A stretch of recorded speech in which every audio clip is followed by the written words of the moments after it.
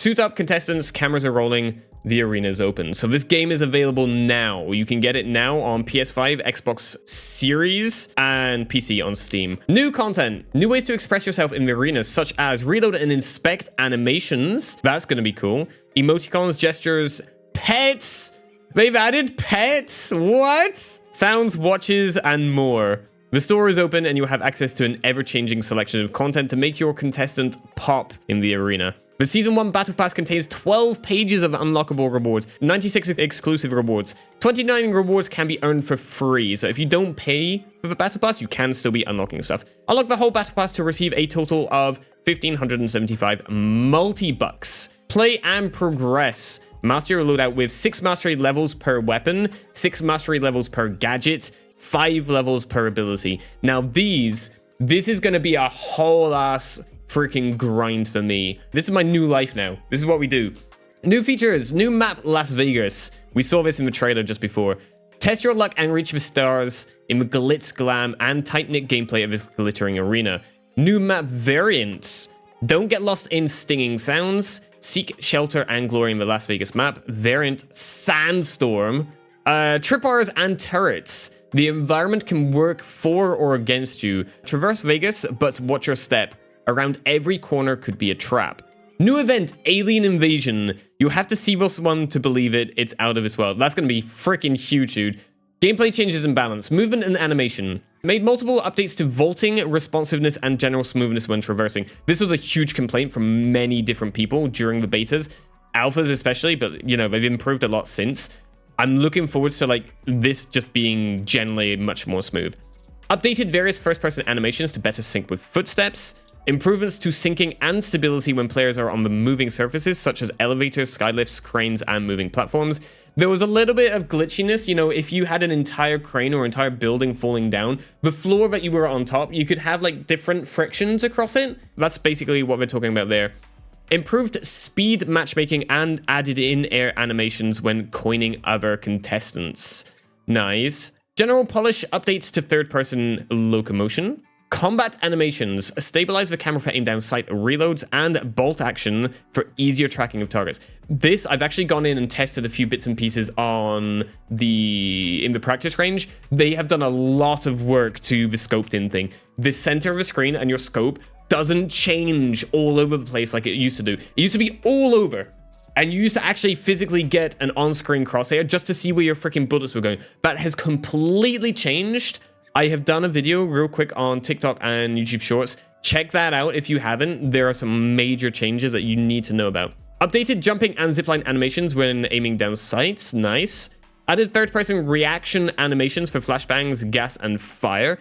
I'm not sure what these third-person things are.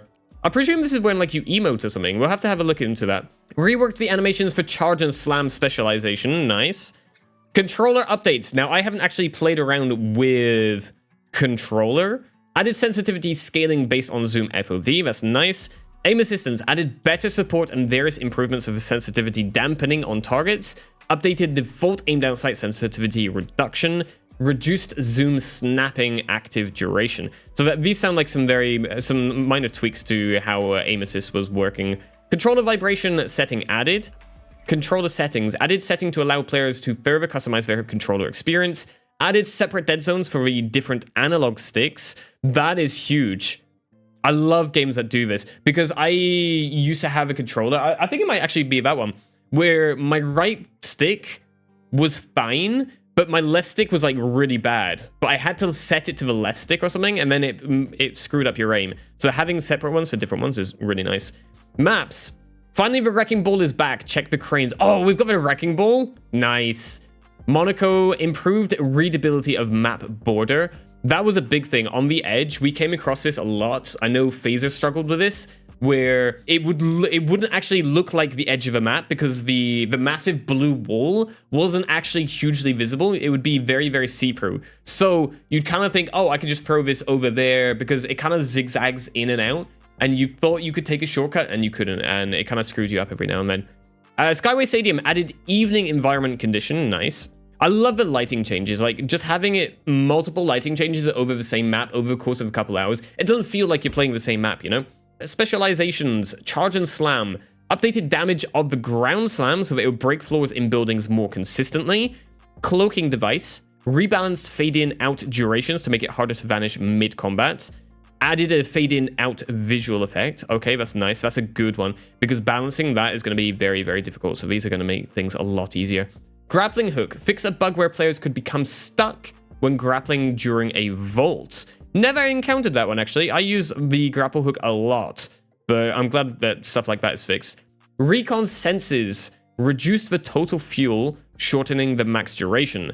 Fix an issue where recon senses would trigger on enemy statues. Fair enough. Weapons. Updated bullet dispersion system on all weapons when aiming down sights. So this is what I kind of cover in this video, right? Fix various issues where weapons could fire infinitely or not at all. Fix an issue where gadgets could become stuck on an infinite cooldown. Added a new hit marker to crosshairs for damage over time effects. That is a big one, because I used to get this all the time where I would throw out a incendiary grenade, they would be taking damage, and because I would shoot with my sniper or pistol or whatever, I would think I'm hitting my shots where in fact I'm actually really not hitting my shots. So the problem is you couldn't differentiate fire damage over time and actual bullets hitting them. AKM, updated recoil pattern, making it slightly less easy to control. I think that's a good one, because like between these two weapons, it was basically a no-brainer. FCAR, updated recoil pattern, making it slightly easier to control. This is interesting. I would have actually kind of figured it would have been the other way around, where you'd make the FCAR more difficult to control, but then make it hit harder. So I'm not entirely sure what's going to go on with this. Flamethrower. Fix a bug where flamethrower could be wired without consuming ammo. Interesting. Max range reduced by 60 centimeters. Fire rate reduced to 160 from 180. Adjusted flamethrower impact effects to make them less blinding for targeted player. Thank you! Oh my god, this was one of the biggest things about the flamethrower, was the fact that you couldn't see who you were shooting anymore. Reduced damage to 28 from 31. Those are some significant nerfs of flamethrower. I'm glad they've done that, because that was so obnoxious inside buildings. Lewis gun, updated recoil pattern, making it slightly easier to control. LH1, increased bullet dispersion when firing from the hip. Updated recoil pattern, making the weapon easier to control. Oh, interesting. They've reduced the fire rate though. Okay, reduced to 300 from 400. You could spam the hell out of this before. Increase LH1 damage from 41 to 45. So they're going more for the precision thing. This was basically like an upgraded pistol before. It was kind of crazy if you could control the recoil. M60, updated recoil pattern, making it slightly easier to control. Riot shield, fix an issue where the riot shield could block bullets while the player was emoting. I guess it must have been on front rather than where the actual riot shield was. Okay, interesting. Throwing knives, introduce throwing knives to the light archetype. Ooh! We've got actual throwing knives now. That's going to be a lot of fun. V9S. So this is the spammable semi-automatic pistol for light. Magazine size reduced to 20 from 24. Updated recoil pattern, making the weapon less easy to control. Increased damage fall off to make the weapon less effective at long range. These were needed changes. Like in the last open beta, the V9S was by far the most OP weapon. And if you were not using this weapon, you were just throwing. Basically. Gadgets, general, fix an issue where gadgets could become stuck in an infinite cooldown. C4, increased health from 5 to 25. I presume that's in case it got burnt a little bit. Defib, added ability for defib to damage enemy players. They will do 50 damage and will enter cooldown if they land a successful hit. I love that. That is huge. I love how you could just damage players with anything. At this point, you can literally pick up a chair and throw it at people and it damages them. So defibs kind of make sense. Gas mine, added trigger audio effects. These mines were very, very difficult to figure out when you actually stood on them and where they were at times. So added effects, very nice to see. Glitch grenade, fuse time increased from 1.1 seconds to 1.8, giving it more range. I think I remember this from the open beta. I'd be like on a crane and throwing grenades like directly down onto a team. And because the fuse time was so short, it wouldn't actually land on the ground and get the people. It would just blow up in the air. Night vision, remove night vision from a game to be reworked in a future update. I don't think night vision was very useful. I think if they had a lot of fog and sandstorm, which we've got now, If they had a lot of those events, this could maybe make sense, but I don't think anyone was using night vision, right? Sonar grenade, radius reduced from 17.5 to 10. Oh, that's huge. That's like half of a radius. Okay. Updated the crosshair hit marker that appears when sonar grenade detects targets. Okay, again, they're splitting up these effects on the crosshair, which is nice. The radius is now half. Stun gun removes sensitivity reduction from stunned players. I like that. The fact that you couldn't turn around, it was just so... It was so bad.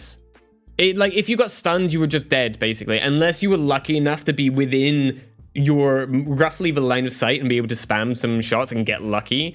Yeah, you were just gone. Added glitch effect to stun players, rendering their specialization and gadgets unusable for a short time. Tactical breach. Increased health from 5 to 20, so that's the same as the C4. Vanishing bomb. This is brand new. Introduced a vanishing bomb gadget to the light archetype. This is going to be interesting. Okay, we need to try this out. Zipline added line break effects to ziplines. Oh, okay. So basically, if you destroy like one end of it, it's going to do like a whole animation and stuff. Okay, that's interesting.